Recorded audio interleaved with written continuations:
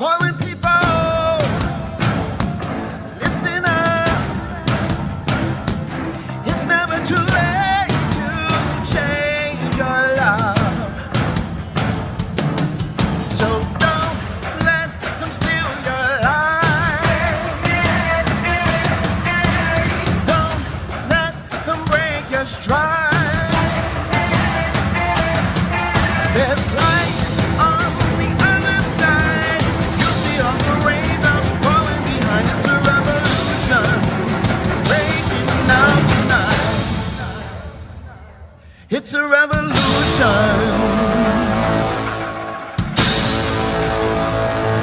It's a revolution.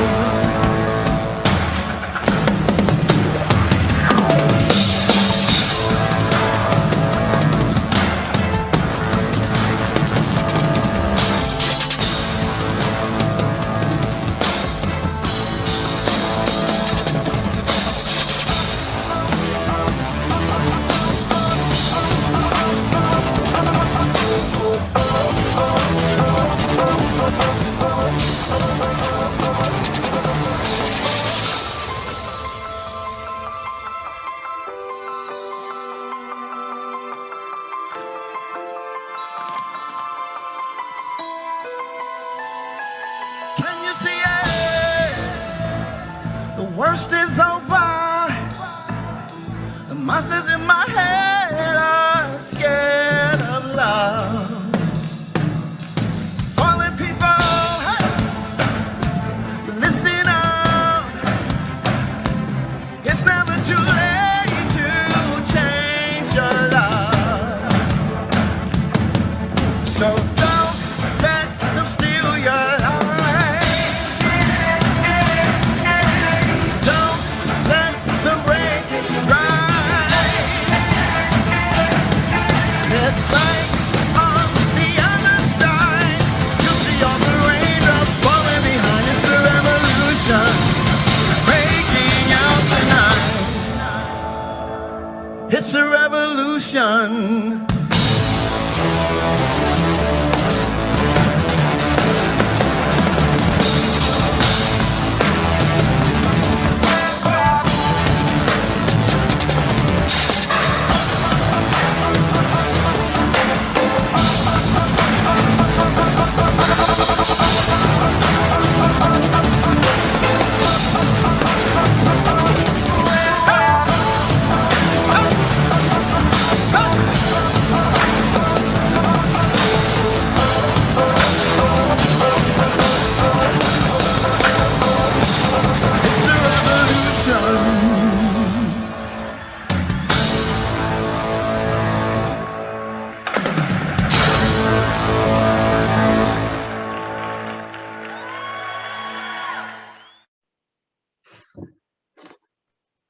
Again, thank you everyone for your attendance here. I hope that you enjoyed that presentation. Thank you. I see some thumbs. I'll take those. So Music Village, we believe that music is a way that we all can come together. And that performance was not only of yours truly, but it was comprised of our male and female step teams from our high school, as well as with some of our youth drummers. And so they performed at the Love+Unity Fest this past year, and they will be there this year. So we really wanted to share that. And in addition to Love, which is the umbrella under which we are here today, the Love being the umbrella under which we are here today, being revolutionary, which is the tool through which we are inspiring change. If you are just entering, my name is Carl Brister. I'm your host here, and this is this event, Virtual Town Hall, was presented by Music Village in partnership with the Human Relations Commission of West Orange, New Jersey. We have an esteemed guest who will be introduced by our moderators. Our moderators will briefly introduce themselves. We have Asmeret, Ghebremicael of the HRC, and we have Beverly Brister of Music Village. You are now in the hands of our moderators. Good evening, everyone. As Carl said, my name is Asmeret Ghebremicael. I've lived in West Orange most of my life. I'm a commissioner on the West Orange Human Relations Commission. I am also a new member of the Rent Leveling Board, and I work for the County of Essex. I work in public administration. And I have a 9-year-old son who's my life. So I'm excited to be here, and thank you, Carl and Dr. Jones, our HRC chair, for giving me the opportunity to be a co-moderator with Beverly.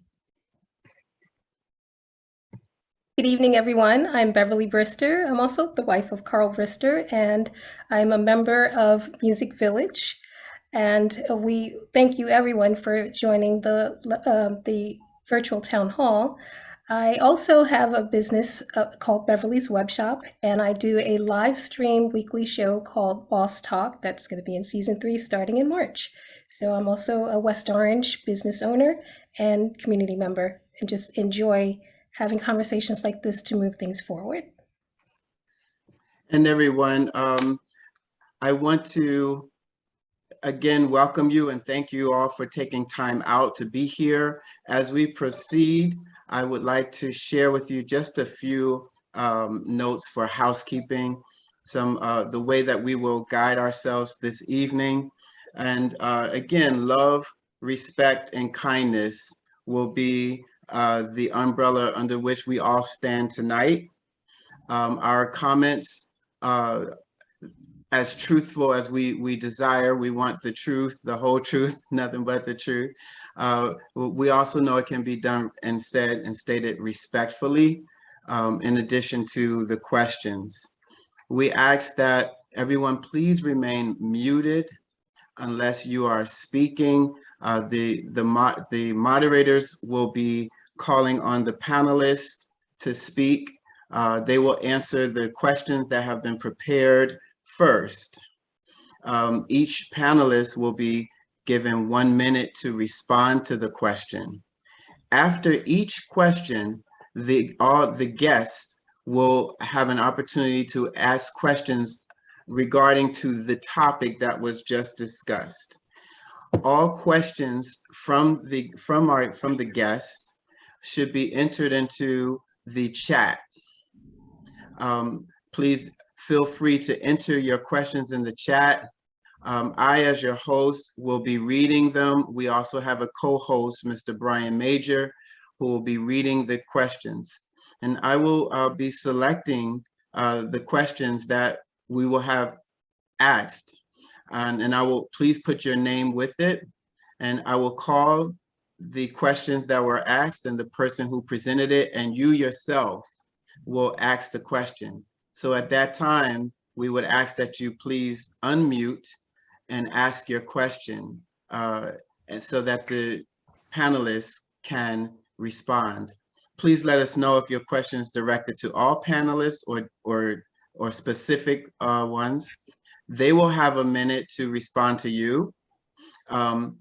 And follow-up questions should be put in the chat, and we will present any follow-up questions to our panelists so that they can answer them, and we will post all follow-up questions and responses on our website and Facebook page. We're doing this so that we can try to get to as many questions and viewers as we can, so that we can truly engage. And lastly, we ask that all questions, please, if you could turn your cameras on so that we can have a fully engaging experience tonight. There will be a final question and answer period where it will be extended, where you can ask any question, under the topics that we are discussing. You can ask any of those questions. If we did not touch a topic that you feel you have a question about that our panelists can address, that will be the time to do so. And again, you will please place your question in the chat, and I will call on those that are selected. and you yourself will ask your question. At different times throughout the night, we may pause for a community poll just to get the temperature of the room, a question that, you know, will be engaging so that we all are part of this whole dialogue and process. All right, so at this time, our moderators will begin to call on our panelists to introduce themselves, and we will get to the questions. Okay, I'm up first. I'd like to introduce to everyone the first three panelists. The first one being Gia Garcia. She is the owner of Willow and Olivia Cafe. Please share yourself to the audience. Hi everyone, I am Gia Garcia, the owner of Willow and Olivia. Can everybody hear me well? Can you hear me? Not that clear. Okay, can you hear me now? Can you hear me better? Slightly. Better now? Yes. Okay, hi, I'm Gia Garcia, the owner of Willow and Olivia Creations. At 250 Main Street, West Orange. I'm a community member. I'm also the chair of the West Orange Alphabet Mafia, LGBTQ plus organization in town. Also a member of the Downtown Alliance with Meg. I see Meg there. And I'm a community member and a resident and a business owner. So, and I'm Black and I'm gay. So I kind of like check all the boxes to be here tonight, but I am here to listen and I'm also here to share and learn. So I'm open. Thank you, Gia. Next is Pamela Morris-Thornton. She is the Vice President and Diversity, Equity, Inclusion Officer at Panera, LLC. Pam? Good evening, everyone. And let me just stop and say thank you again to Carl and Beverly for the invitation to be here and to be part of this panel discussion. I am actually a native of St. Louis, so I don't have a connection to the West Orange community outside of this relationship that we recently formed. But as Beverly said, I am the Vice President of Diversity, Equity, Inclusion at Panera, and my role is to lead the brand's inclusion strategy and initiatives for the enterprise. And that basically means partnering with executive teams and leaders to build an inclusive culture, increasing our representation of diverse talent, particularly diverse leaders, and increasing our associates' belonging and ensuring that we are amplifying our associates' voices with business resource groups and activating our community engagement efforts. So that's sort of like my day job, but I also have a passion around just my philanthropic efforts. I know I'm on the clock here, so I'll just be brief, but I do serve as the board secretary for the St. Louis Community College Foundation, also a board member of the Urban League of Metropolitan St. Louis, which is the #1 affiliate of urban leagues in the country. And I also am very active in my sorority, as well as I serve as a vice president of my chapter, Jack and Jill of America, and I'm also a recent board member of 9 PBS. So within all of that, my personal philosophy is, don't cheat the world by keeping your gifts and talents to yourself. Thank you. Thank you so much, Pam. We appreciate that. And the next panelist is Rodney Adams, who's the Senior Manager of Store Strategy and Transformation for TD Bank. Rodney? Hello, folks. Hello again. My name is Rodney Adams, and again, I am the Senior Manager of Strategy and Transformation for TD Bank and the area of line of business for retail. So to cap that up, within the bank, I'm the guy that comes up with the solutions to make things efficient, make things quicker. I find a way to save the bank money and make the customers happy, and saving that money, give the bank space to spend in other areas. In addition to that, I'm a part of the Black Employee Network within TD Bank, specifically on the Executive Ready pillar, a group set out to ensure that diversity and inclusion is practiced and that individuals do have a voice.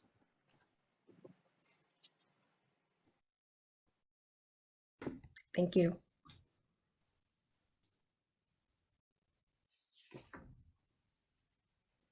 I'll turn it over to Asmeret. Thank you, Beverly. Good evening, everyone. I'm going to introduce the last three panelists. And up next is Roger Appalon Jr. He's the co-founder of Four City Brewing Company. Hey everybody, welcome. Thanks for having me. Roger Apollon Jr., born in Newark, almost a month to the day before the Newark Rebellion. Grew up in West Orange. My parents moved here. My parents are Haitian, so I'm of Haitian descent. My parents moved to West Orange in '71. I went to St. Joseph's School on Benvenuto Avenue in St. Cloud area until 8th grade. Then I went to Essex Catholic in East Orange. I went to Rutgers, New Brunswick, and lived in New York for a while to chase my dream of doing fashion, whatever, and then moved back here 17 years ago. I switched careers, became a school teacher, and I got into craft beer and fell in love with craft beer. Went to Total Wine at Essex Green and fell in love with craft beer. So I say all that to say that that was about 10 years ago, and that just led me on the path, on the journey of opening a brewery here in Orange, New Jersey. I started a beer tasting group out of my living room, and now I'm one of 3 Black-owned breweries in the state, and one of 90 nationwide out of 9,000. So I find myself in a situation that I didn't really expect to be in, but now that I'm here, I want to use whatever leverage I have, whatever influence I have to benefit my local community. Thank you, Roger. Up next, we have Ronald Raymond, who's the chair of the West Orange Downtown Alliance. Hi, good evening. Thanks again. Appreciate the opportunity to speak and to be part of this panel. I'm a West Orange resident for the past 17 years. I have 2 kids in the West Orange Public School program. Son is about to graduate this summer, spring, whatever you call it. Professionally, I'm an engineer. Been in the construction and engineering world for the past 25 years, specific to the energy and renewable space.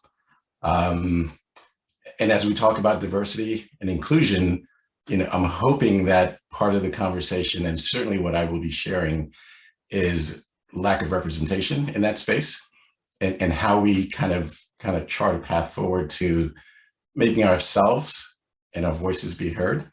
We've been in the space, as you can see. We celebrate, notes of history in this shortest month of the year, when we recall certain aspects of our past.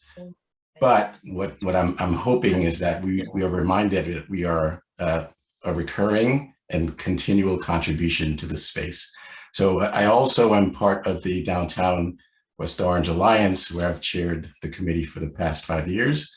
And as part of the panel discussion, I'll be happy to share with you my thoughts on that as well. So thanks again for having me. Thank you, Ron. And lastly, we have our council president, Susan McCartney. Good evening, all.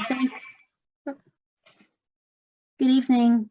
Thank you. Thank you for the invitation. And Carl, thank you for the music, because I have to tell you, I march in the St. Patrick's Day Parade every year, right behind the step team and the high school marching band, and they just move us right down Main Street. So that was a great introduction. And I have to say that Ronald Raymond just made me feel really old, telling me that his son is graduating because he attended my preschool that many years ago. So when my graduate thesis was published, I recognize a lot of names on the screen, not all, so I'm just want to give you a little bit of background, that when my graduate thesis was published, I was so anxious to put the educational theories directly into practice. My intention was to establish a preschool, not run for council, but My process in opening the school was long, arduous, and costly. That's when I decided to run for council. I recognized a problem in Townhall, and I worked all of these years later to solve it. It became a personal mission for me to assist and welcome business owners. And that was through my work on Planning Board, Technical Review Committee, and the West Orange Chamber of Commerce. So good evening, and thank you for the invitation. Thank you, everyone. We're going to move towards our questions and allow our panelists to answer the questions that we prepared. And then after each question, our guests, everyone who's watching, you can ask a question about that topic that we've just discussed.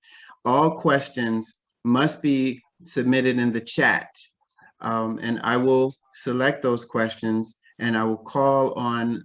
I will choose the questions and call on the persons to ask them yourselves. So at that point, you will please unmute, and we also ask that you also allow your cameras to be shown so that you can ask the question yourself.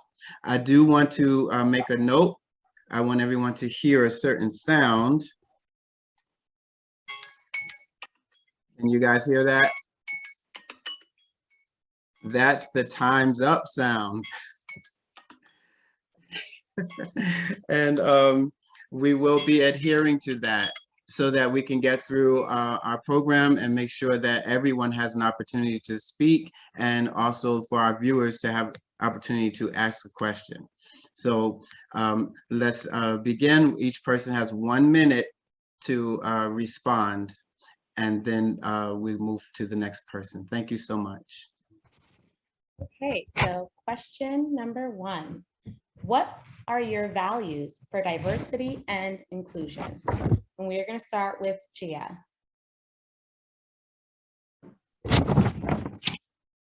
Okay, my values for diversity and inclusion.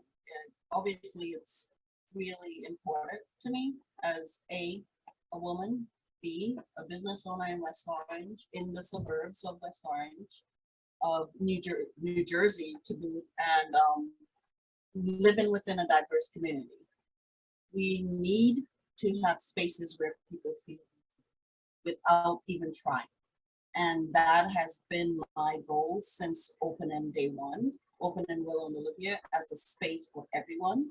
You walk in and whatever your political beliefs are, you leave that at the door. You come in there, you're there for whatever you're there for, but also an experience, and it transcends. You're very, a space that you really don't see color, and I hate saying that, but it's so inclusive that you could have a conversation and be respectful and still leave with a smile on your face, even though you don't agree.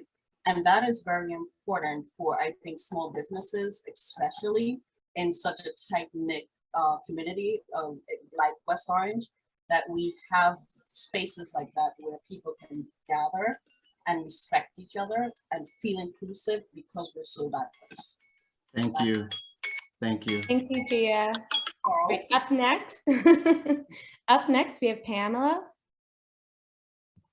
Yeah, so I would say in terms of the broad value and vision of diversity, equity, inclusion at Panera, all are welcome, know they belong, and can dare to dream. And that's kind of what we talk about internally. And then I think in terms of how we start to action that vision, bringing it down to more of the value statement of DEI. It's rooted in respect and how it shows up in terms of the actions and how we deliver, rooted in respect. And that is respecting the whole person and the ability to clearly see and hear each other's points of view, and creating a space to inspire others to be their best authentic self. And that could be self-discovery, exploration and learning, and then of course leveraging our collective gifts and talents for the greater good of humanity. So that's the community engagement piece. Thank Thank you. you, Pamela. Rodney? Yes, thank you. My values for diversity and inclusion would actually include E and C. And what I mean by E and C is equity and cultivating, right? There must be a creation of fair access and opportunity and advancement for all.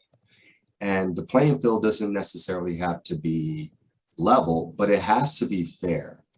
And saying that, it involves identifying and removing barriers that may pose challenge to economic participation by underrepresented groups. Secondly, I say cultivating because I believe organizations and community leaders need to understand their constituents, that being employee, community folks, and businesses, understanding their unique strengths and learning how to elevate them, using their platform to help advocate and foster environments where they can be their authentic selves and thrive. Thank you, Rodney. And I agree with your E&C perspective. Thank you for sharing. Roger? Oh my gosh, everything that's been said has just been so on point. Again, what it means to me is all of that. It's not only representation, which Ron talked about, but Gia talked about also just creating a space for conversation. All great revolutions, all great movements happen from a tavern or a coffee shop, so you need a place to congregate. Ownership and equity it's absolutely essential. Everybody can agree that the rising of properties, the value of properties is good for everyone. The issue of gentrification comes up a lot. It's not an issue if the people who are benefiting are also people of color. So I think it's just a matter of distributing, just everybody having an equal chance to have access to what the real American dream is. And that doesn't necessarily mean wealth or having lots of money, which, don't get me wrong, is important, but that also means enabling people to self-actualize at whatever level they are. And right now that is not very even. So that's what I'm here to do, just to provide that access for everyone. Thanks, Roger. Ron? Yeah, again, I'm like you, Roger, I'm, following up on some excellent responses, but I will kind of caption my values specific to this topic with one word: mindfulness. And I would say that, so for me, I grew up in the Caribbean, and one of the things that I think is more of a hindrance is the language barrier. So language barrier meaning there's other cultures. We are all, we can sit in a room amongst ourselves and kind of all look alike, but there are differences in language and the way that we perceive the world culturally. And I think it's important for us when we talk about diversity, equity, and inclusion is to understand there is even diversity amongst sameness. And you have to be mindful of those different cultures. And nowhere is more representative of that than West Orange. I think it's kind of like this is an oasis in, amongst the other towns that are around us. And we have to celebrate that. We have to be proud of how that came to be. And the fact that we can all sit here in this group and truthfully talk about that, not only the successes, but the things that we need to work on and work on it continually. Just being mindful of that. So that's my particular value I'd like to share. Thank you, Ron. And lastly, Susan. So for values, I own a preschool. Diversity and inclusion is my business. I live and work and operate and teach on a daily basis in an environment that is a reflective microcosm of our town. Ron just added the word mindfulness, but please let me add belonging, to the feeling of belonging to this equation. Diversity, inclusion, and belonging. My business will be so I did establish a preschool, I did. My business will be celebrating a 25-year anniversary this upcoming July. So for 25 years, My teachers have garnered the faith and trust of so many families in and around our community in caring for their children. For me, it is the utmost requirement to develop trusting relationships in my center, not only in my center, but in and around town. Developing that feeling, that sense of belonging within a diverse and inclusive environment is that strong, respectful component for both the children and the families in my center, but also for all the residents in town. Thank you. Beverly? Before Beverly comes, again, we want to encourage everyone to please place your questions in the chat. If you have a question about any of the responses that our panelists just gave, this is the time for our guests to ask the question. So we're looking through to see if anyone has put a question in the chat. And while we're doing that, for our panelists, if you are able to put your company or title along with your name on your screen, that might be helpful for our guests to identify who our panelists are. We thank Megan Brill for that suggestion. Hi, Megan. And we thank everyone for coming through today. And if there are no questions or follow-up questions for that one, then we'll move on with our agenda. Thank you so much. Beverly. Okay. The second question we would like to ask all the panelists is, as community leaders in your organizations, how do you support these efforts, and what type of partnerships can be created from these discussions? And I want to start with Gia.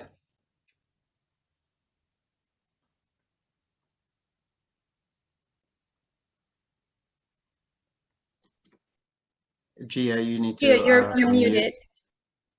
Now, Yes. We can hear you now. right. So for this question, I'll go back to the chair that I hold, the LGBTQ plus of West Orange. I love when June comes around because everybody is colorful. You know, everybody is inclusive of the LGBT, and it's great. What I do is I go around to individual businesses, small businesses, and I ask a simple ask. Hey, can you just put a flag on your counter? Just one little flag, not even the big flag. I fly a big flag outside my establishment, and that was not my intention. I put it up in June, I took it down in July, I put up the American flag in July, and people went crazy. They're like, where's the flag? We love the flag. It helps us when we're driving by. My son came out to me, you know, so it's like little things like that in our community. We don't know the impact it makes. So every June I ask businesses to just put on a little flag. Have someone, you never know. Somebody just needs a safe space, and it just that little action could like change a whole day for someone not having such a good day. You know, so that is my way of having partnerships.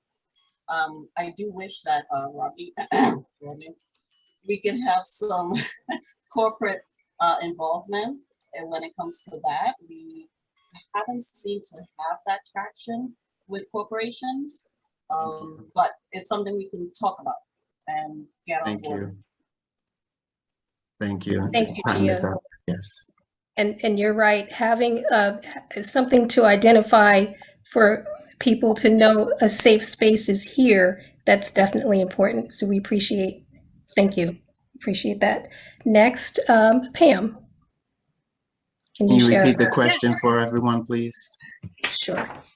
The question is, as community leaders in your organizations, how do you support these efforts, and what type of partnerships can be created from these discussions? Yeah, so I actually think, actually in a couple different ways. So we think about our DEI strategy, our strategic framework and pillars.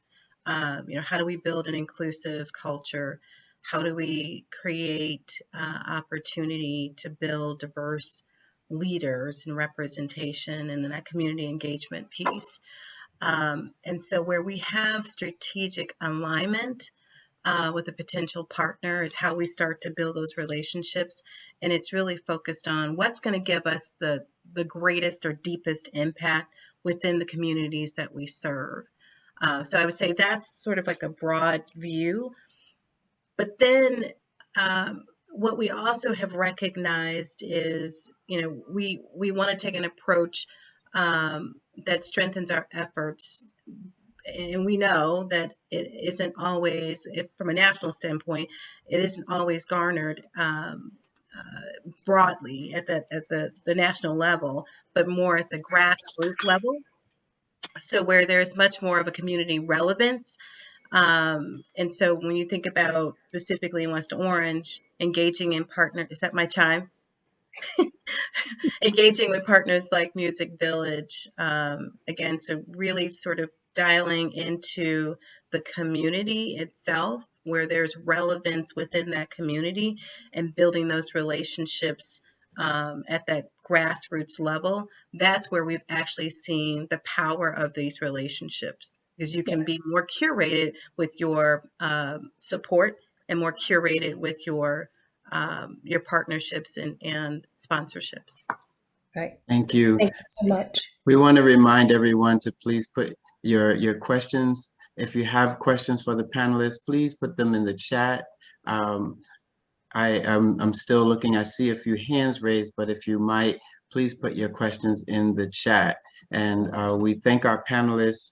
We know that the 1 minute time frame can be a little confining, but we do thank you for your efforts to be expeditious in your reply. Sorry. No, we appreciate everyone for being here. We're all trying. It's all right. Thank you so much. Thank you, Pam. Same question to Rodney. Hello, folks. I think it was well said by Gia earlier, and it's one of the areas that's grossly overlooked is marketing awareness.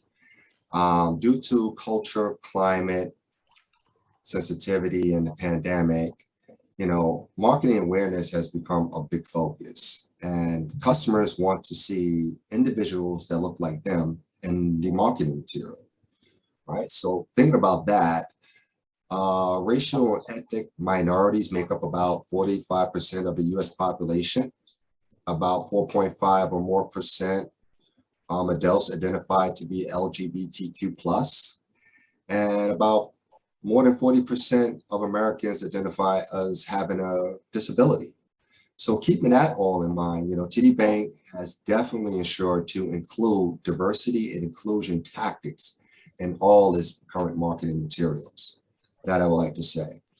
And the form of partnerships, I would say, anyone here listening here can reach out to a TD Bank representative to have a rep come out and conduct a financial workshop at your organization as well. So there's partnerships that can be formed that way. Thank you, Rodney. And my day job, I'm head of marketing of the credit union that I work for. So I do understand having the look and feel of incorporating diversity in the imagery that goes out. So, and thank you. Thank you for that. Same question to Roger. Yeah, to pick up on that, as far as marketing materials, when you own a brewery, you're part of the marketing. And I think a lot of what I've done is just be visible, letting people know. I spent the first few months of opening the brewery. I would literally see people of color outside walking by, and I'd literally run outside and say, hey, I own the place, to let them know it's safe. You know what I'm saying? But as far as partnerships, it really boils down to this. You have to bring something, you have to help other people. That's got to be your focus, helping other people. So there was a woman who was a customer here who came in. I found out through happenstance that she made soap, and she lives in Orange. And so I said, you know what? Can you make soap for us? And so this woman named Sage, actually Sage Soap is the name of the company, but she makes soap for us. Harper's Cafe opened, and we wanted to brew a coffee and brew a stout that had coffee beans in it. So I went to Garen and said, hey man, can you brew Absolutely. So we did a beer collab with that. Canvy is a Black-owned business that does all of our art on and our tap room. They curate it all, they sell it all, they take care of it. So it's bringing, what can you do to help other people who look like you? That's it. It's plain and simple. It can't be self-serving. It's got to be outward serving. And if you're looking for self-serving to make money off other people, that's my alarm, sorry. You know, you're in the wrong business. Thank you so much for that, Roger. Yes, definitely partnerships and collaborations. That is very important. Same question to Ronald. Mute myself. Yep. So I will answer the question hopefully succinctly in two kind of different pillars.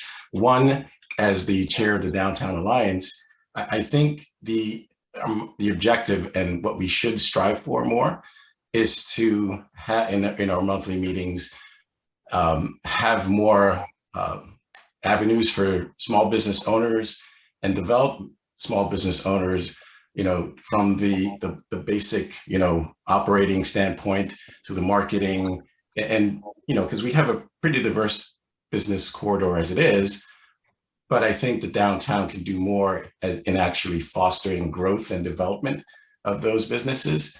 And I'd like to, you know, just take that on as an objective.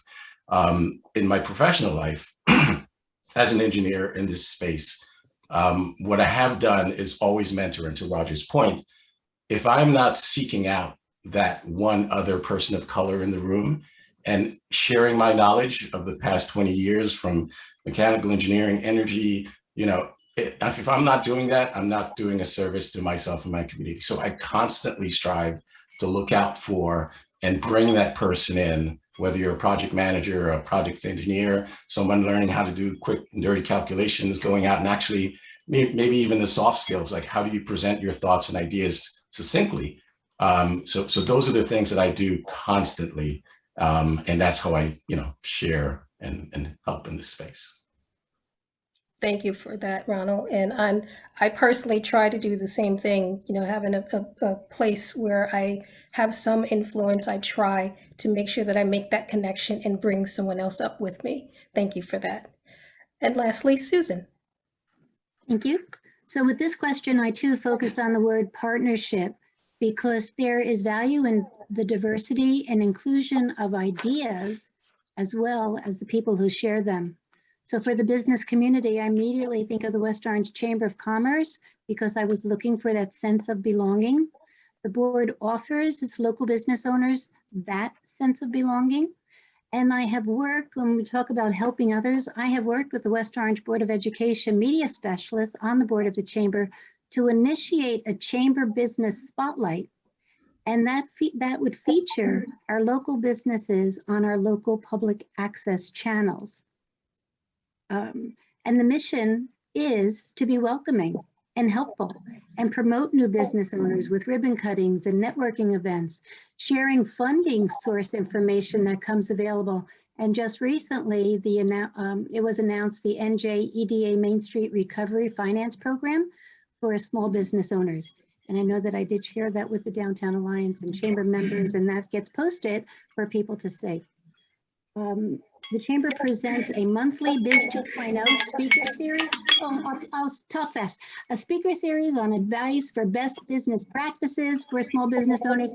We host networking events for business owners and their employees to further their community engagement with the township, and even multi-chamber events with neighboring towns to share and learn new ideas.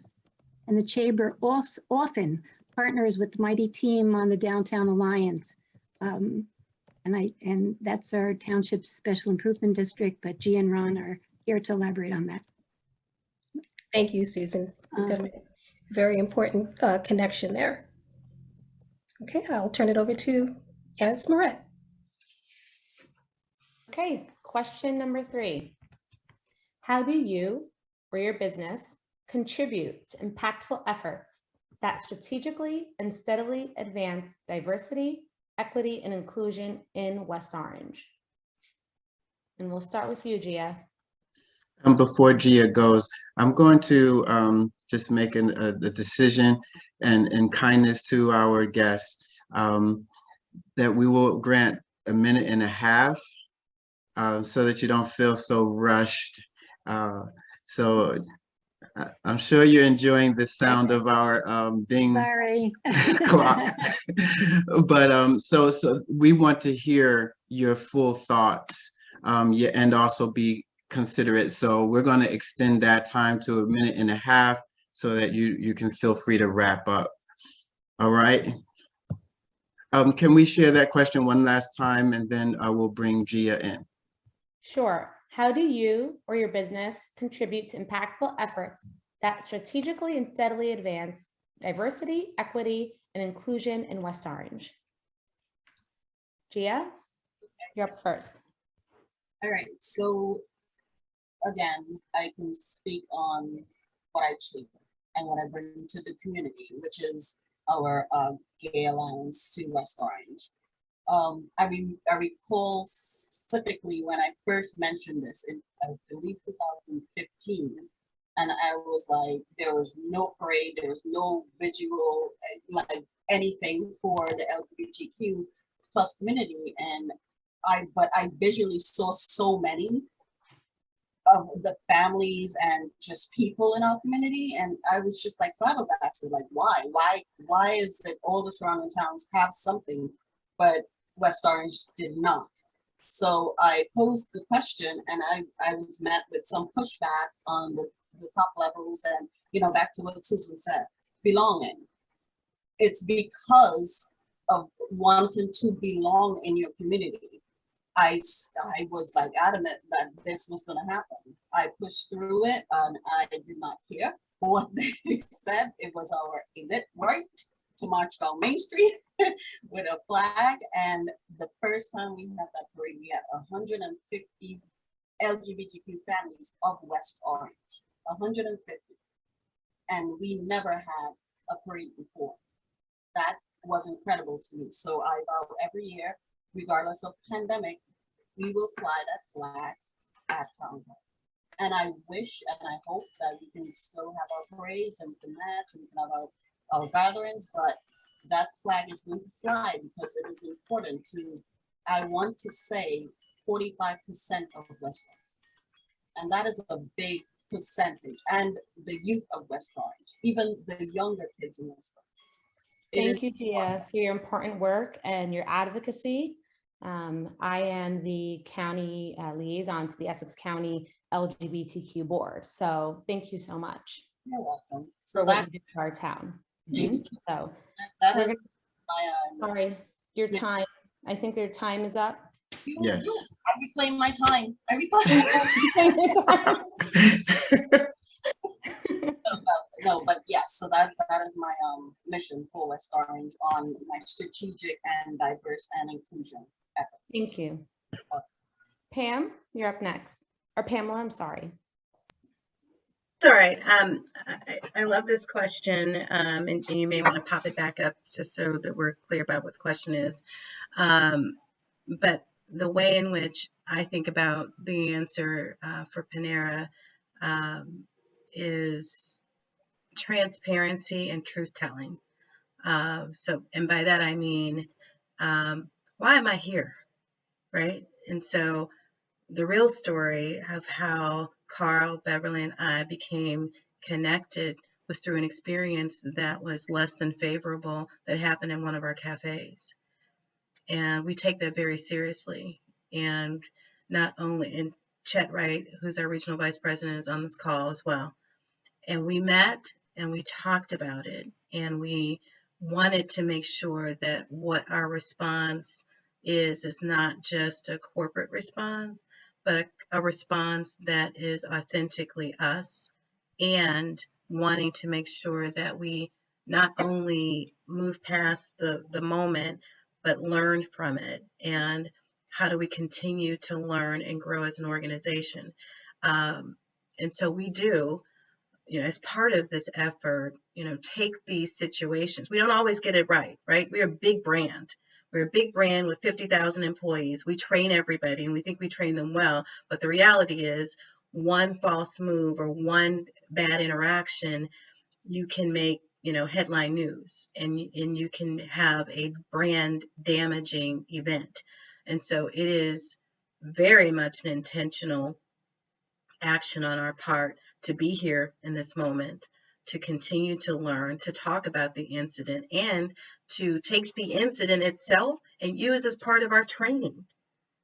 Because these are the situations where people can learn from, how you show up and what things that you say, and having your own filters can be helpful to someone else to understand where you've misstepped or where we as an organization need to do better. And so we do have a priority around educating our leaders at the executive level from the CEO on down. And we do take it seriously in terms of building a culturally competent organization. So I will start where I finished, which is that is why I'm here, and my commitment and Chet's commitment started with an incident that occurred in our cafes that we were not happy about, and we are staying connected and continuing to build a relationship with the West Orange community. Thank you, Pam, and thank you, Chet, for being here with us tonight. And thank you for your advocacy and with DEI and training within your organization, which will trickle down and affect our town, right? Because you have Panera right in town. So thank you guys so much. Up next, we have Rodney. Hello, folks. For this question, I apologize that I do not have any specifics where the bank has specifically, helped West Orange specifically, but I'm sure they have, as we do in most communities through the form of PPP loans and small business loans and financial education presentations that we do at schools, shelters, and small businesses as well.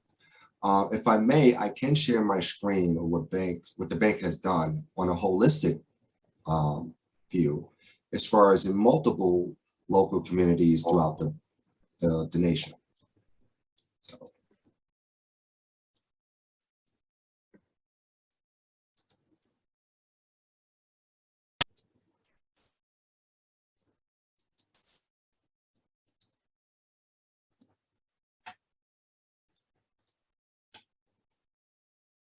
Rodney, did you might want to just speak to it and we can share the information later. Definitely, I'll speak to it. But to say that TD Bank has donated over 25 million across nonprofits and healthcare throughout the country and in the wake of COVID. In addition to that, they spent about 12.1 million to support Black-led and Black-focused initiatives throughout the company, throughout the nation. In addition to that, about, I believe, 5.4 on Indigenous communities. To add to that, about 10 million spent in grants and scholarships through the TD Readiness Committee and the TD Community Resilience Initiatives. So a lot of ways we have given back to the local communities. One of the ways I mentioned earlier was through reaching out to a bank to establish a relationship for financial presentations and workshops in your organization. We've done about 80,000 hours of that within a year. Okay. That total up to about close to 3,000 of our employees and colleagues going out into communities that they selected, that they felt needed this stuff, and actually went out to do these financial presentations. So those are some ways we do help out in the local community. And I'm sure that we've done this here in West Orange. And when I do find out those statistics, I'll be sure to share with Carl and Beverly so that they can share with the group later. Thank you, Rodney. Roger, you're up next. Would you like me to repeat the question? No, it's okay. I know the question. I mean, for me, it's very straightforward. Growing up, in America, working in corporate America, there's a thing called code switching, right? You have to kind of switch your culture to what the dominant culture is in order to survive and advance through your corporate career. If the people at the top of the food chain do look like you, however, there's no need to code switch. So the short answer is equity. If you have people at the top of the food chain that are Black or LGBTQ, whatever, the people that you hire don't have to switch to anything. They can be their full selves and express themselves fully. To that end, I'm starting a brew training program starting in March 19th, 10 weeks. And we're Saturday mornings, and we're basically finding people who are out the community who need access to this burgeoning world of craft beer. They have no in. So I'm going to train them on beer styles. I'm going to train them how to brew home brew. I'm going to train them on the business of the brewing, with the idea that after they're done, whether they want to or not, they can plug right into the community. There's no conduit between the talent and the people who need it. The people who run these corporations are primarily white, and their networks are reflective of their communities. Not their fault, but that's who they hang out with.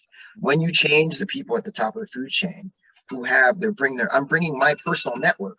I'm leveraging that and using that to bring my people on LGBTQ, because my son is transgender, everyone, Asian, veterans, they need access. And that's how I do it, by education and plugging them right in. It's very simple. And it's a commitment that takes a lot of work and a lot of focus, but that's the only way you're going to change the dynamic, is by plugging people directly into the careers. Yes, thank you so much, Roger, for sharing that, and good luck with that. Up next is Ron. Yep. Thanks again. And I love following Roger, because I think we're kind of like on the same wavelength when it comes to like talking points. So for this answer, I will focus on my specific tech background and share with you the fact that although I still work in the corporate space in very large industrial applications, 10 years ago, I started a small firm called RSC Energy Group. And the focus on that was something I was seeing in the market when it came to energy efficiency, and how corporations were just, not really being very mindful and thoughtful about that. So I focused on that. And what I found is that no one wanted to have that conversation. And I decided, okay, let me pivot. And I went into something even more basic, became a contractor, HVAC contractor, licensed mechanical contractor in the state of New Jersey. And once again, I found myself in a space where I had no representation. So 10 years later, here I am. And what I am building actually is that I'm specifically hiring technicians of color, technicians who represent, my values and what I think needs to be an addressable issue in the market. So I am training both in business skills, understanding the apprenticeship, how to become the next level of the business, and actually giving them an opportunity to become partners within the business structure that I'm building, so that they can take that stepping stone that I'm establishing and help them transfer into the next level of business development. Thank you so much. Up next we have, Susan, you're last. I'm sorry. Susan? Here we go. Yep, I Okay. would not unmute. So I find myself in a very unique position to advance diversity, equity, and inclusion, because every day I reach and teach young minds while meeting and greeting and talking to members of their families. And I'm in a position to serve as a resource and a conduit to share information with these families, to invite them to join any one of our volunteer organizations and commissions, and to participate in the many happenings on our township's calendar of events. And as a leader in the community, just last month at the start of this new year as town council president, I highlighted the events organized throughout the year, despite COVID, many sponsored by the Human Relations Commission. I'm a tenacious proponent of the HRC, and I commend their actions. They never lose sight of honoring, recognizing, and respecting the various traditions and heritage that make up our town. So I like to share that information with my families and get the word out and share it with our community as well at our town council meetings. There are a lot of opportunities out there, and I want to make the point of getting that information out there for everyone to participate. Thank you, Susan. Yes, I'm very proud of the HRC. We do wonderful work in town. All right, Carl, Yes. no questions, right? Oh, yes, I do. We do have one question here from Ricardo Robinson. So Ricardo, can you unmute yourself? Hey, everyone. Hey, Ricardo, what's your question? So this is my question. As I was just wondering, how can we as a community and established business owners educate young and upcoming entrepreneurs? We have been established. There's so much young people that have business ideas and business dreams, and they have absolutely no way of moving forward with that. And I just think that, you know, I always like to give back, and how can we as a community really help guide these young upcoming entrepreneurs, you know, with, you know, I know we have some bankers and we have, you know, other things, you know, great community leaders here, but I really think it's important for us to invest in these young and upcoming business owners. And that is something I haven't seen, or I'm not privy to. So that is something that I would really like to see within our communities. I can actually, can I weigh in on that? Or Susan, I'm just jumping in. Go for it, Roger. I've actually been on a couple of Zoom calls with West Orange High School over the past couple of months, and we haven't picked up, but the short answer is that they're reaching out to local business owners and figuring out a way to incorporate some either internships or some way to get these high school students involved in the local business. For me, since I sell alcohol, my angle is, you know, selling beer. It's more than just selling beer. There's accounting, there's you know, there's all these things that are, you know, there's marketing, all these things that are not related to actually drinking the beer. So the short, we're working, I know there's active conversations at West Orange High School on that level to create these programs, because they're realizing that students need, the more hands-on they can get on, right, the earlier they can, the better the prognosis of them being successful in whatever they do. So that's definitely happening. I don't know where it is right now, but I can definitely speak that that's definitely something that's on the mind on the top brass in West Orange High School. Okay, Meg, can I answer that question also? Yes. Please, thank you. So I really want to pick up what Roger just said. I immediately thought of West Orange High School and the West Orange Chamber of Commerce. The West Orange Chamber of Commerce invites students in, and we partner with the high school on their virtual enterprising initiatives. They enter contests. The West Orange Chamber either sponsors them, and we give them that the same information that Roger just mentioned about the management, the PR, all of the business plan, how to develop a business plan. So all chamber people, we meet at the Library Media Center at the high school and provide a whole work plan for the students in this program. And there is so much going on at the high school. Let me just say one more thing. Just yesterday, two more things. Just yesterday, I met with 2 West Orange High School students on a Zoom call. The instructor at the high school technology and engineering group reached out that the students are creating an app for residents on the do's and don'ts and the whys and why nots of recycling and where we are with recycling. And, you know, I created ordinances years ago on mandatory recycling and all of that stuff. So they had my number for sure. And it was just exciting to talk to them and help them work through the information and the features for their app. And last night, I participated to encourage and assist the Youth Advisory Pedestrian Safety Board. We have students there at the high school that are putting together a street art project for safety, pedestrian safety, reducing speed.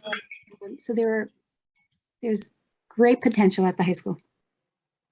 Thank you so much. We appreciate your question, Ricardo, and we appreciate those responses. If any of the other panelists would like to respond to that, you can email it to me and we will post it. Okay. we will post your response to Ricardo's question. It is in the chat, and we will share that with you as well. Okay. Before we move on to the next and the fourth question, just want to remind everyone we also have a Q&A afterwards as well. We encourage everyone to be a part of the conversation as Ricardo just demonstrated, and we want to engage. So we invite you to please put your questions in the chat so we can call upon you, and you can ask your questions directly to our panelists. And also, so that we can keep in touch and let you know when the next virtual experience will happen, in addition to Music Village info on the upcoming events, and as well as when we post this Zoom session, so you all can refer back to it.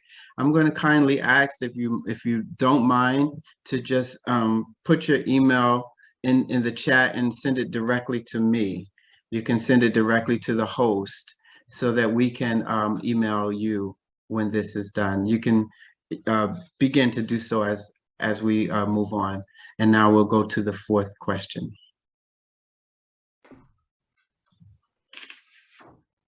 All right. Thank you again, everyone.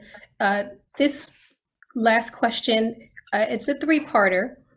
So it's going to, again, go to all the panelists. Unfortunately, bias in the workplace is common. How does your company mitigate bias from happening between employees and customers? What examples have you seen in the workplace? And in light of the increasing violence against Black and Brown people and the LGBTQ plus community in recent years, what has your business done to respond to these type of issues? And again, we're starting with Gia. Okay, so fortunately, part of this question is just pertain to my business, but I can tell you that we have really awesome police force in West Orange. I myself have had to use them, and they're really great. They're really responsive and understanding. I have not experienced what someone else may have experienced with them, but I do know that they're always reliable. If I have to call them and say, hey, one of my customers, they're acting a little strange, you know, they fear for their lives. Can you just come in and have a cup of coffee and just, you know, just see them and let me know if I'm not going crazy? And they do it, which is awesome. Which, you know, it helps me feel safe, but it also helps my customer feel safe as well, because I never know what a person's, you know, going through when they walk through my door. And that goes across the board. Many people cannot believe that I am the owner of Willow and Olivia. I mean, I am always upfront. I am always there. I'm on everything, but yet I still get the question in silence, like, yes. I even had a question at the beginning of the month. Someone called me to verify that we were Black owned, and I'm like, you know, and it saddens me to a point, because a lot of it has to do with the fact that my establishment isn't what is necessarily reflective of a Black establishment, if that makes sense. So to echo everyone across the board, equity, inclusion, and showing that not because we all look the same, color the same, we are the same. I'm from Trinidad, I'm female, I'm Black, and I own a business down on Main Street, and people still don't believe I own the business down on Main Street. It's ridiculous, but it happens.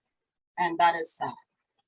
In 2022, it's sad. So I try my best to always have that up front, and also up front with the safety of the LGBTQ of West Orange and beyond, because we get people from all over. So I think it's important that we just make it become a normal conversation and not so, you know, taboo, because you may not be gay, but you may have a family member that is. You may know someone that is, and it may not be your cup of tea, but safety is everyone's cup of tea. And that's what I believe in when it comes to safety and priority of my customers and restaurants. Thank you. Thank you for that, Gia. Definitely appreciate that. Next, Pam. Yeah, so this is a big question for a big company like Panera, right? And so again, it goes back to what I spoke about before. You think about creating a place where everybody can belong and feel welcome and dare to dream, and so that's always been sort of our filter. But the reality is, again, with 50,000 employees, we have to do training. We have to make sure that we are providing a great experience for our customers, and that one false move could be that brand damaging moment. So we do all that we can to help educate and talk about it. And so I think, to Gia's point, normalizing the conversation or bringing into focus the discussion around these issues, not normalizing the behavior, but normalizing the discussion and the dialogue around it, so that we all can feel confident in bringing forward these issues. The training is the training. And, with 50,000 employees, you go through the modules, but it's really now, how do you action that training? How do you now take that learning and start to, in real time, activate this in this moment where you're faced with someone who doesn't look like you or whose background is not the same as yours? How do you start to show up differently or adjust your own behavior so that you can, be open to other experiences, and by doing that, you're actually learning yourself. So that's the first part of my answer. The second part, I think, is, we have a zero tolerance policy against violence of any kind, against any human. So we do obviously have an anti-discrimination, anti-harassment policy. But the last couple of years, we have never really, in the history, maybe with a few exceptions, have spoken out in a public way against the violence of Black and brown people or people of color or BIPOC. But we did, and we did so with the death of George Floyd, and how it just completely sickened all of us to see a man's life taken so tragically away on camera. And it just spoke to this moment that we wanted to show up and be authentic, not just to a brand, but to our customers. And because we are consumer facing, that's an important, and I think somebody made the point earlier, in terms of who we want to be and how we want to show up to you all, the faces on this call, the people who are listening, as you make your own choices of where you spend your money. And everybody has choices, and there are a lot out there. But what we do know is that people want to spend money with brands that they feel proud, and know that there is alignment in a greater sense to the things that others stand for, and they want to know that big brands have that same sort of moral compass. But we did speak out against George Floyd. We did make a statement against Stop Asian Hate, and also the internally we communicated our relief when we had the judgment against Derek Chauvin, Officer. Thank you. Thank you. Sorry. Thank you, Pam. Next, Rodney.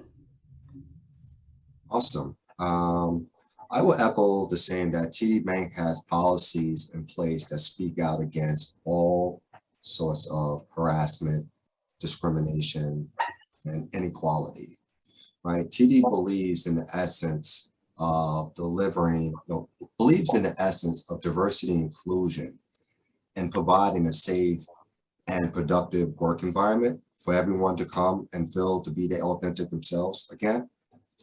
The company does a great job at mitigating bias and continues to do so. And one of the ways that the bank has done so is forming relationship with outside companies. One company I can speak of is Trizen, consultant leadership development organization who offer unique human capital development experiences. And through this relationship with Trizen, we're able to deliver workshops that speak out against a lie, right?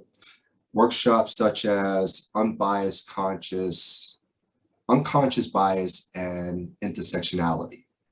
The workshop focused on helping participants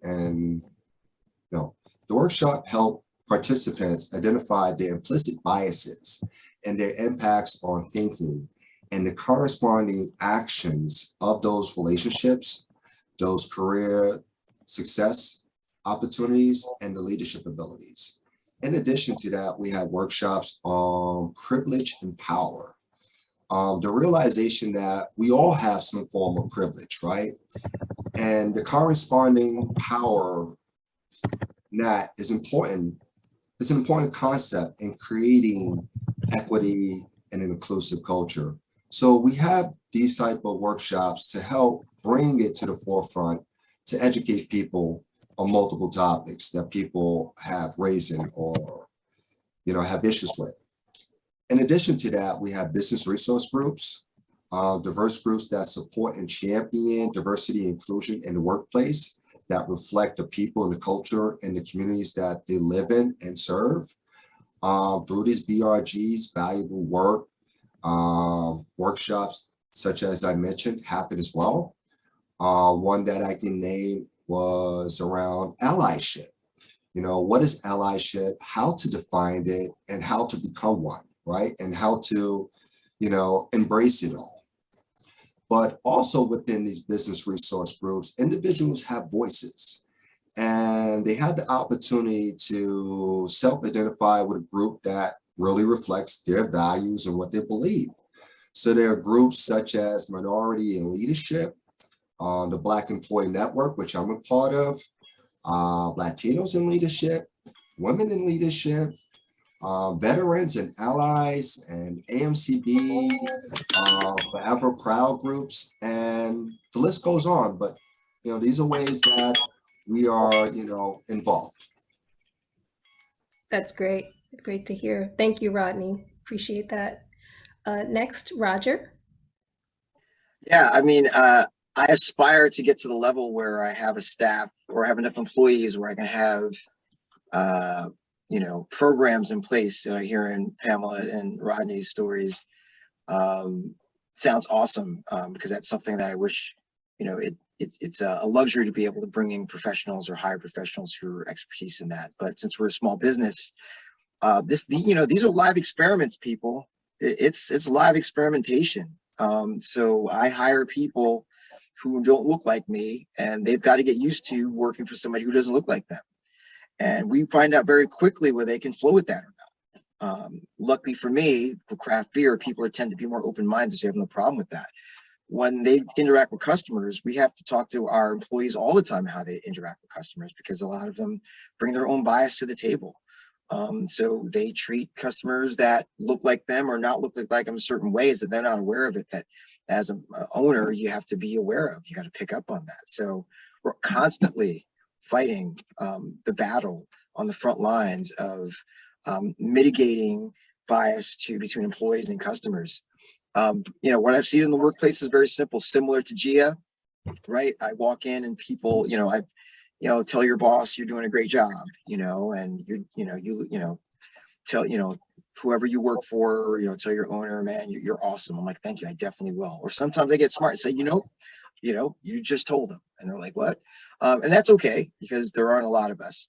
But a lot of it too, I've seen, situations not at my workplace, but I've been to breweries and other places where you're definitely not welcome there.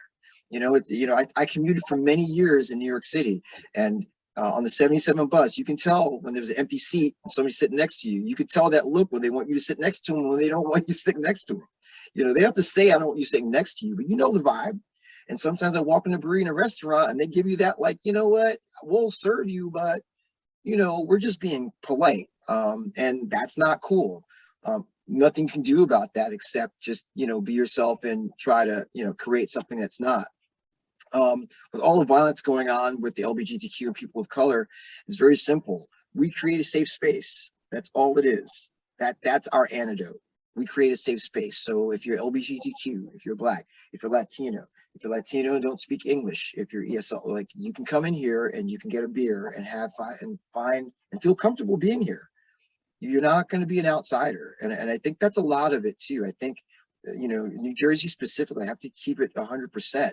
You know, there are spaces in New Jersey that, you know, there are spaces in our town and there are spaces in our immediate area where people of color don't feel comfortable in. And that has, you know, and I think we have to really just get down to the root of, it's anti-business, okay? Why would you want to limit your clientele to one group of people?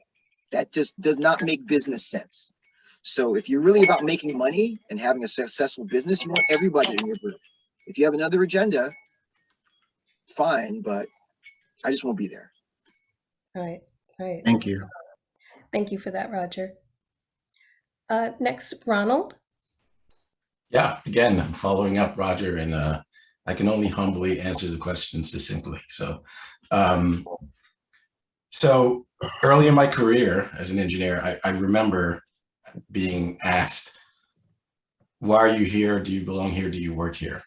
And I specifically remember, like, not having a place to go and ask, hey, is this okay? And you carry that guilt with you for the rest of your career, and you hope that at some point, something's going to change. And 25 years later, I'll say that certain things have changed, but I'm more than likely still the only person in that room, and I get the double take. However, within the small business community, and where I have more of a say, our lead in and our engagement with our customers from a technical perspective begins on the phone. And like the code switch comment that my friend made earlier, when I meet my clients in person, again, there's the double take. Hey, I didn't think that you were Black. Okay. You sounded much shorter on the phone. Yeah, so I have to be succinct. So my contribution to that, you know, when I train young technicians, train the young engineers, is to anticipate that, but don't be affronted by it, and really understand how you can use that as a strength. And that's a constant battle. I don't think, and in my cynicism, that's going to go away. But if we're armed with how we deal with it, we'll be better equipped to, for lack of a better word, don't take it personal. Yeah. And with that, we can find growth. And that's the avenue in which we grow. And again, this is like the Chinese water torture. Small drips and drabs of people of color showing up, answering technical questions, you know, being challenged and standing up and saying, I know the answer, I belong here, I'm just as competent, is the answer to the long-term solution. And fortunately, I haven't experienced or seen any of my team experience, you know, specific racially motivated violence. But I will say that from my own perspective, it is something that, you know, if I know if I'm going to speak on it, I will ask my team and myself to speak on it, you know, from the heart, and kind of like put yourself in that, again, mindfulness, empathy kind of perspective, and understand where, again, whether it's someone from, you know, Latin community, LGBTQ, you know, Asian, you know, regardless of who you are and what you look like, put yourself in that person's shoes and then help them. Right, absolutely. Thank you for that. And lastly, Susan. Okay, so there is either action or inaction, and I'm proud to live in a township that honors and recognizes our veterans every Memorial Day and Veterans Day.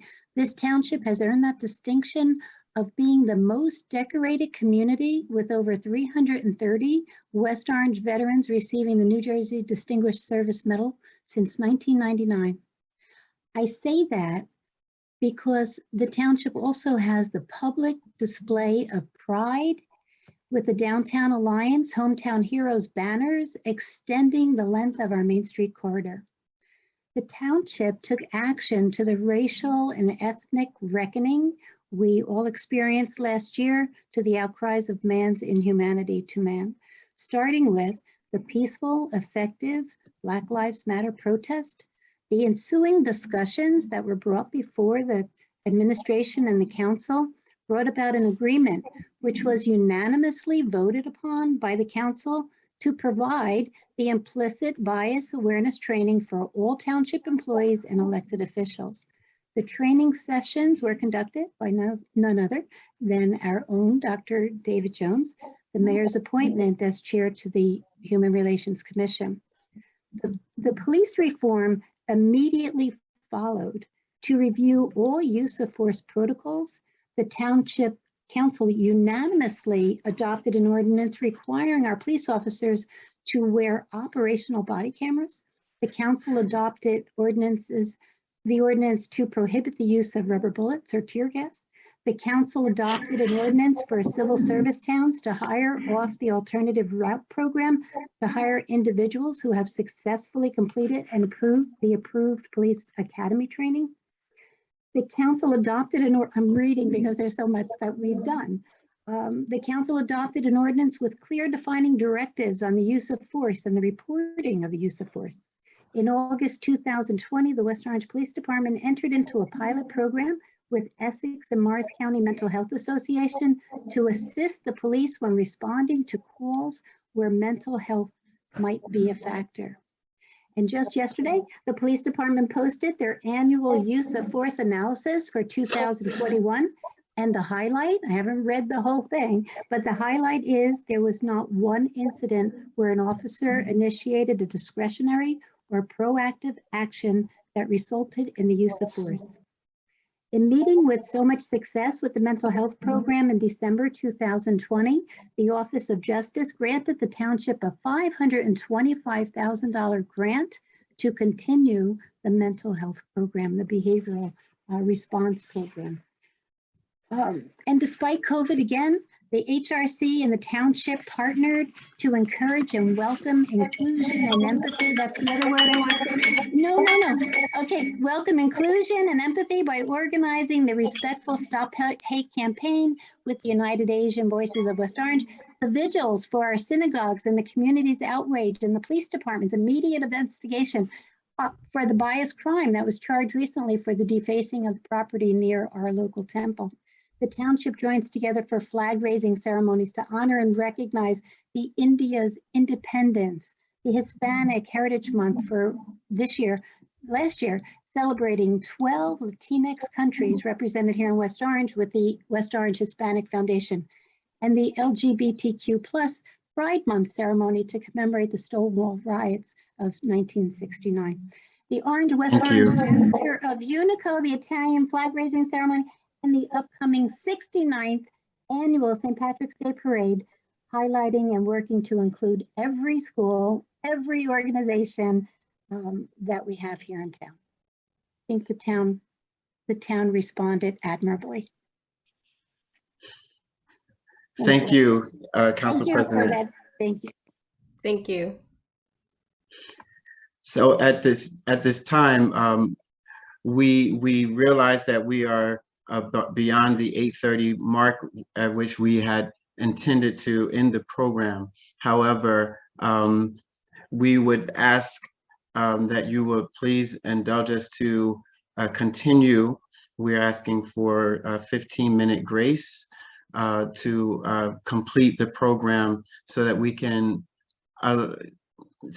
make sure we have time for our Q&A. And we also have an African-American business spotlight that we would like to share with everyone before moving on. So we want to encourage everyone that this is the time for Q&A. And we ask that you please submit your question in the chat, and I will call upon you so that you can ask the question yourself. At this moment, we don't see any questions, but I'm going to give everyone a little bit of time to put your question in. And in the meantime, I will pose one myself. I do appreciate all of the panelists for being here. And as Pamela has mentioned, part of how Panera got here was through an unfortunate incident that I experienced in their West Orange store. And it was well documented, and people know that it was an incident of bias with an employee and manager that my wife and I immediately addressed with corporate, and their response was swift. And we have been forging a new relationship since then, and through our continual conversation, we're building a relationship, and we've invited them to be a part of this community conversation. We feel that businesses that are engaged in the community are better apt to respond productively to all of its residents, so that we all feel valued. And one of the questions that Beverly and I posed to Panera was about training, and as it related to bias and recognizing these areas, how are we training our employees to address unconscious bias, prejudice? How are we doing that, and what best practices can we recommend? What's being effective that we can share with others, and what do we need to work on? I'd like to give Panera an opportunity to address that, since we've already had conversations, and perhaps if there's other panelists that would like to share, please feel free. We have 1 minute for a response. Okay, I mentioned a little bit about this before. I think part of the training is real talk, and really taking these incidents when they happen and being, as you said, swift about our reaction and response, and learning from that. Like, how do we start to build an experience from, a bad situation, and really start to, again, educate and train our associates to how to navigate, how to de-escalate, how to really, again, become more competent in their ability to adjust to their own bias and recognizing their own bias. And so we've done that, and we'll continue to do that. And again, the reason for the relationship started in an unfavorable situation, but we are very, we believe that this relationship is budding and has a lot of potential, and we will continue to stay close and connected as part of the West Orange community. I think the other thing I would just say before the timer cuts me off, this is part of what I was saying about building sort of this local relevance in these relationships. We can be, as a brand, more focused on those big national relationships, but it's those that really are more locally relevant is where the power is. Would any other panelists like to chime in?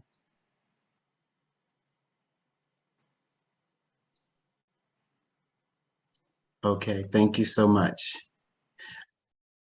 At this time, I do not see additional questions in the Q&A section.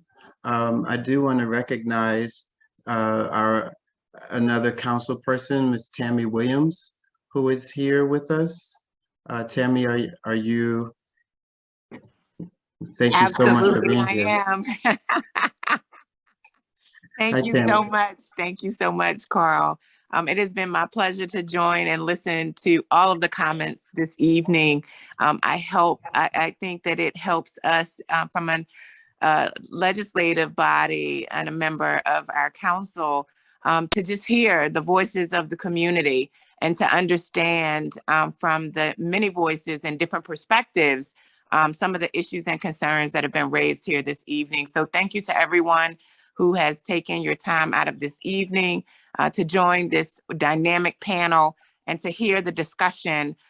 It is my goal for us to move our community forward, not only as a community, as a diverse community, but as a diverse community that will be a home for economic development for everyone in our community. And that creates opportunities and bridges us together in ways that supersede race, color, and creed.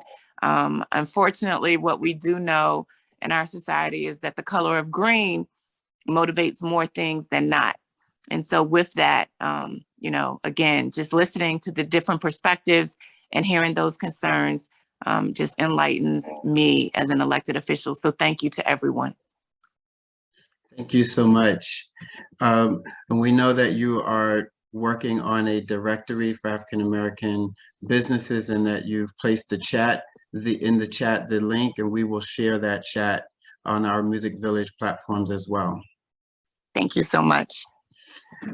And we now want to just quickly in honor of Black History Month, we want to honor our African American businesses as Councilperson Williams is doing, really highlighting those businesses in our communities. And we have now been doing this Love+Unity Fest for going on our 7th year. And we could not do it without the participation of our business communities who have contributed and sponsored and supported us in this effort. It's nonprofit, community outreach, and free for our residents and visitors to attend. So we want to share with you many of them that are African American owned businesses.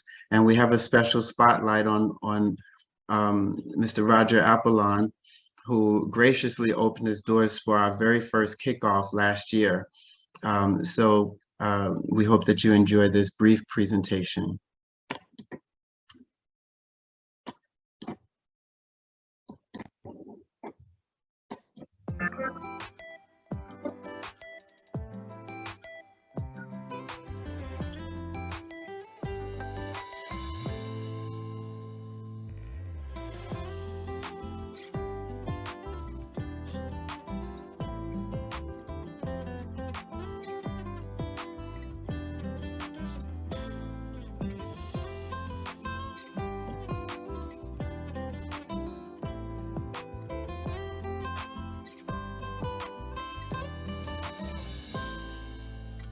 My name is Roger Apollon Jr. I'm the co-founder and owner of 4 City Brewing in Orange, New Jersey. And we're at the intersection of taste and culture. Yeah, 4 City Brewing was never something that I intended to do or we intended to do. It was born out of love of craft beer. I went to Total Wine about 10 years ago and had my first craft beer, and it blew my mind to the point where I started going to beer tastings and met a couple of fellow home brewers, invited into my house for an event, and decided we're going to call it the Brew Council and start to taste craft beer once a month. And we took tasting notes and made a menu, and it grew over the years to the point where our Brew Council group, we were able to, we made some polos up, and we went to the Brew at the Zoo. 20 of us with our Brew Council shirts. People thought Brew Council was a brewery, so I just thought we would build it. And it wasn't easy to build and raise money and figure out the ups and downs, but it's been an incredible journey. And we're just, we're very, very lucky to be here. That is the money shot.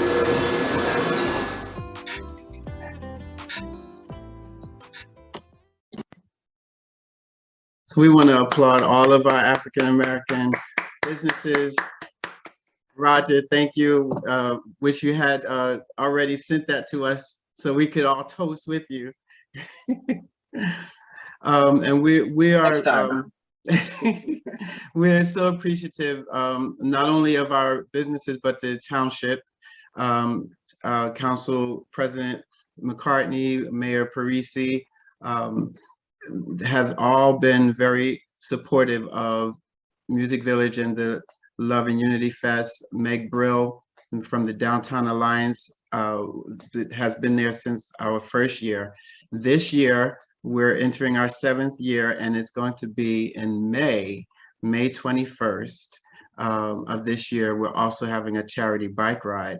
And Beverly very quickly is going to just share information about how more businesses can partner with us for the Love and Unity Fest this year.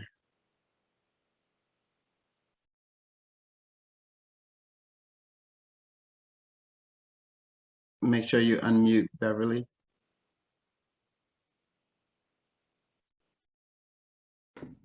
Can you hear me now? Sorry about that. So on the Music Village website, businesses and individuals can partner with us by supporting through sponsorship. And we have a few different levels in which they can do that. So if you go to musicvillage.live/sponsorship or click the sponsorship link at the top, there are different ways that they can take part and be supportive of the events. And the proceeds will definitely go to not only the Love and Unity Fest, but they'll also go to the bike ride and the scholarships that we're doing. Thank you so much. Beverly's going to place the link in the chat for those businesses amongst us that may be interested in supporting. We thank you so much. We've come to the end of our program. Before we thank everyone for who's participated and helped out, we have David Jones, who's the chairman of the West Orange Human Relations Commission, whom we partnered with to present this panel tonight. He is here, and David would ask that you have a few words at this time.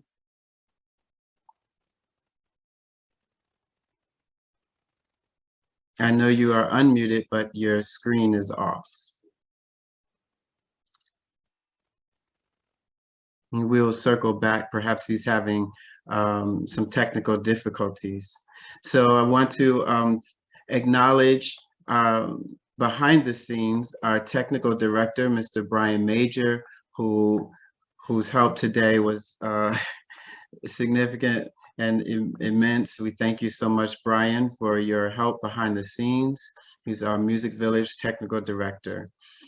We want to thank our co-moderators, Asmeret, Ghebremicael, and Beverly Brister. Thank you so much. Thank you.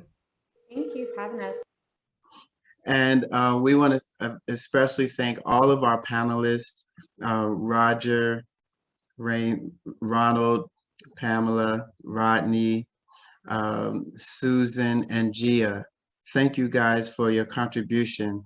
Tonight really was a continuation of our efforts through the Love and Unity Fest. We always hoped that the Love and Unity Music Fest would be a coming together and then a launching pad, a coming together to bring the community together through music, but then an exchange where we exchange information and help people to become empowered, to get involved and make change. And then we continue that by having the dialogue necessary to spark those efforts and encourage those who are making progress in those areas and finding out where we need to. That's what these conversations and town halls are about. We will continue our town hall in the fall with our faith-based community. But our next events will be our charity bike ride on May 7th which will support the Love and Unity Fest, and our scholarships, which help young musicians take music and further their studies. And then, of course, the Love and Unity Fest, which we invite everyone to come to on May 21st. We again thank you guys. We thank the West Orange Human Relations Commission. It looks like Chairman Jones may not be able to be with us, but we thank you guys for all being here, and please continue to love one another. Have a great day.